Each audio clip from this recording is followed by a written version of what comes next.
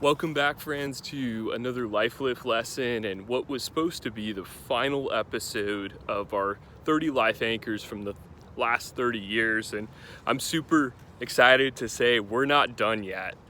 Instead of ending at 30, we're then extended out to 34. And the reason behind that is because this last life anchor, number 30, I believe needs 4 additional life anchors to break it down.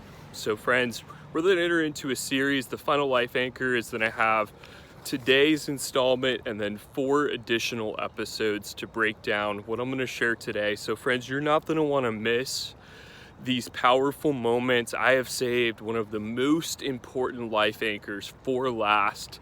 One that I believe is deeply misunderstood here in America and in the West specifically, where I currently live.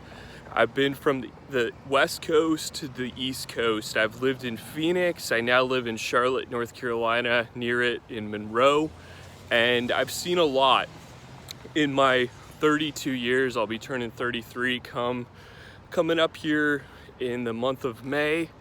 And I'm super pumped to extend this series because I believe this life anchor is one of the most important. And I've dedicated most of the last, I would say at least the last almost 15 years to not only walking in it, but empowering others to do the same. So without any further ado, life anchor number 30 is this. Jesus left the church one mission after he resurrected.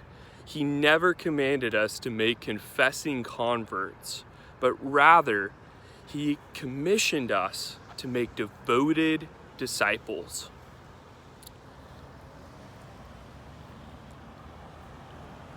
Here in the West, there are a lot of distracted priorities when it comes to the church, but I've saved this life anchor specifically for those who call themselves followers of Jesus.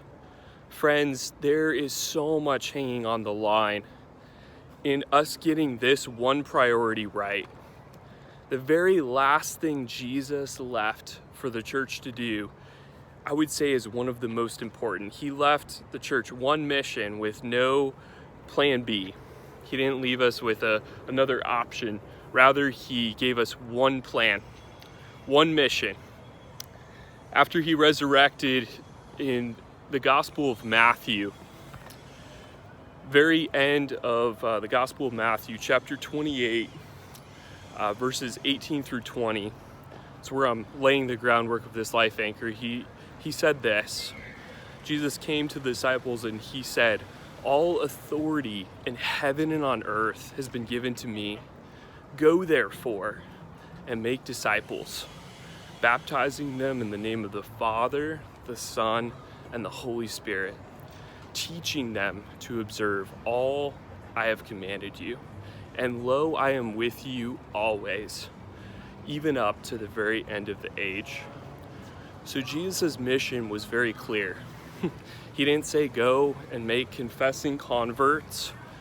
Unfortunately, I found most of Western churchianity has focused on making confessing converts instead of creating devoted disciples. So that's why we're starting here for life anchor number 30. We're starting here because I believe getting the mission right is of critical necessity in order for us to make the most of the short time we have on earth, friends. We only get a short span. Some get a very short life, others get 20, 30, 40, 50, 80, 100 years. But when you look at it in reflection, in contrast to eternity, however we split it, it is short. Our time here is short, so it's very important to have the mission correctly understood. So friends, I want to break this down a little more manageable. And like I said, we're going to spend the next 4 continuing to develop what we're going over here. So the next 4, I'm going to break down those verses in Matthew chapter 28, verses 18 through 20. So friends, with this life anchor specifically, the reality is I can't give what I don't have. And friends, discipleship is a matter of giving what I have received. It's teaching others what I have received. It's teaching to observe all that he's commanded. If I'm not living it out, I can't impart it to someone else. So there's a level of accountability. Discipleship is such a blessing, friends. It's a deep blessing. And here's the thing I've found, friends. I can't impart what I don't possess, but also I've found that teaching others literally unlocks understanding. As I teach others what God has taught me, it unlocks a different level of understanding. So there's a blessing not only to the one who is discipling, but the one who is discipling. So friends, this is a blessing. This is a mission he has commissioned us. He's invited us to walk with him in, friends, and it is one of life's greatest joys. Over the decades, over the last at least 12 to 15 years, since high school, I've been investing my life in different men and cultivating different relationships for the sake of teaching to observe, encouraging, spurring others on to follow Jesus. That is life itself, friends. And no, I have not been perfect. Yes, I have missed it. And just like you too will miss it. The goal is not perfection, but it's to be committed to the calling, to give away what God has given to you, friends. It's simply taking what you're learning and then empowering someone else and growing and walking with them, sharing life on life. Friends, this isn't a program. This is sharing life together with another person, and it will expose the weaknesses. And I do someone a disservice if I'm not honest with where I'm at, things I'm working on. How can I really be of value? We learn and we grow from hearing one another's failures and growing through the process. So it's not just sharing successes, it's growing through the struggles, friends. It's sharing the ups, the downs, the highs and lows of life. And friends, I just want to stop and say here, some of you may be saying, Zach, what you're talking about is ministry. That's my pastor's job. Why are you talking about this? Friends, this is not your pastor's job. This is all of our jobs. This is the mission he has commissioned. The only plan Jesus left to grow his church was his great commission to go and make disciples. It's all of our job. It's the church as a whole. The role of a pastor is primarily to equip the saints for the work of ministry.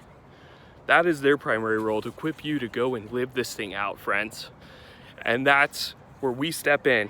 We have a calling, and we have a choice to engage with Jesus and truly follow him. I'm not truly following him if I'm not committed to his mission. If I'm not following his commission, I'm missing the point. So friends, I want to invite you into a challenge. Who has God placed in your path? Who is it that he's put right in front of you that you can invest your life into, that you can share what God is doing in you? Who can you empower? Who can you pour into? Because friends, discipleship is everyone's job who says they follow Jesus, because to follow him means to follow his mission and to obey his great commission to go and make disciples. Friends, I'm praying that in this series, in the next 4, that this comes alive to you and you see how to practically walk it out, because I've found it's one of life's deepest joys, because obedience is the path of joy. Until next time, friends, onwards and upwards with grace and gray.